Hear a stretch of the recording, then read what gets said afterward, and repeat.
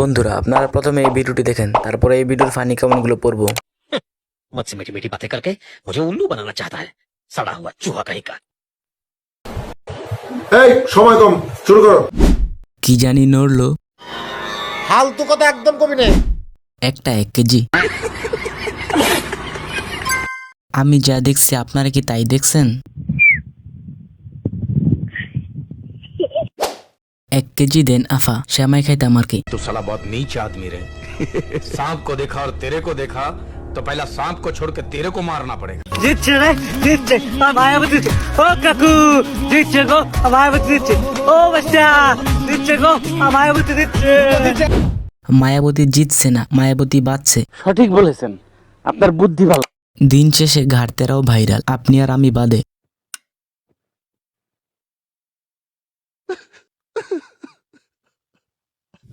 ওই জান, আমি আবার ফিরে আসতে চাই তোমার জীবনে।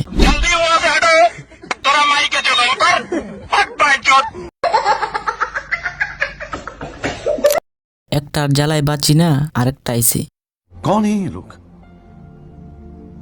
कहां से आते हैं? আগের মতো হাসতে পারি না, নুনুতে ব্যথা করে। পাপির দল, কেউ হাসবি না, এটা কষ্টের ভিডিও।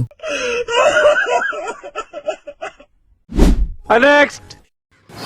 রায়ের গুরুত্ব বা এটার গভীরতা বোঝার মতো অ্যাবিলিটি আসলে আমার নাই। যারা আসলে পরিবারের মানুষকে হারিয়েছে তারাই এটার গুরুত্বটা প্রপারলি বুঝতে পেরেছে। যদিও হচ্ছে এটা বাস্তবায়ন হবে না বলে অনেকে বলছে, যেহেতু উনি এখন ইন্ডিয়াতে আছেন। তবে আপনারা হয়তো জানেন না যে এটা যেহেতু ইন্টারন্যাশনাল ট্রাইব্যুনাল থেকে এই আদেশটা এসেছে, তিনি পৃথিবীর যেখানেই থাকেন না কেন এটা কিন্তু বাস্তবায়ন হওয়াটা সম্ভাবনা বেশি। তো আমার কাছে মনে হচ্ছে আমাদের কনসার্নটা রায় রিলেটেড এত বেশি হয়ে যাচ্ছে, এটার সাথে যে আরো অনেকগুলো বিষয় ভিন্ন ভিন্ন বিষয় ঘটে যাচ্ছে, এটা আমরা একদমই খেয়াল করছি না। ওকে রাতে আমি দৈনিক নয়া দিগন্তের একটা পোস্ট দেখলাম 2013 সালে, যেখানে হচ্ছে সম্ভবত কাদের মোল্লার পরিবারের 11 জনকে আটক করা হয়েছিল, এরকম একটা পোস্ট ছিল।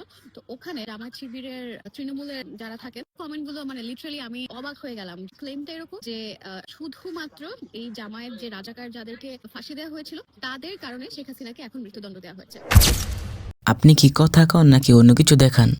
আপনারা দেখলেই বোঝা যায় আপনি উচ্চ শিক্ষিত। আপনার রায় কবে হবে?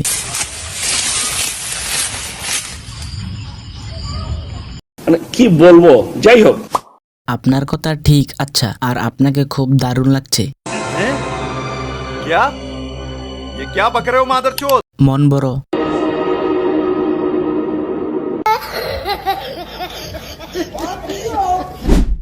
জামাটা কোন পেজ থেকে নিছেন?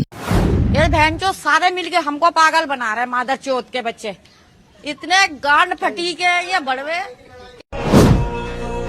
लौटेंगे वापस अपने उसी अंदाज में। किताबों पर धूल लग जाने से कहानियां खत्म नहीं होती।